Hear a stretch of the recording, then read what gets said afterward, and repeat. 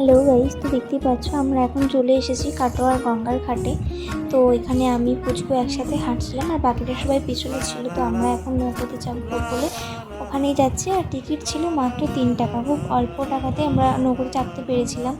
তো এখানে আমরা সবাই মিলে নৌকোতে চেপে গেছি, সবাই এক কাছেই বসেছিলাম নৌকোটা। তারপর আস্তে আস্তে ভর্তি হচ্ছিলো, এখানে দিদি কৌশিকদা সবাই বসেছিল। আর এখানে মা, আমি আর বড় মাসুমনি বসেছিলাম।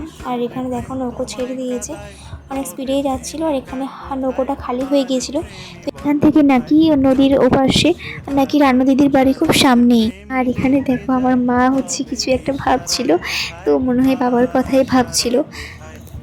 আর এখানে এই কাকুটা মাছ ধরছিল। তারপর দেখো চলো তোমাদের ছবিগুলো আমি দেখাই। ছবিগুলো ভীষণ সুন্দর ছিল, আর কেমন লাগলো প্লিজ তোমরা জানিও।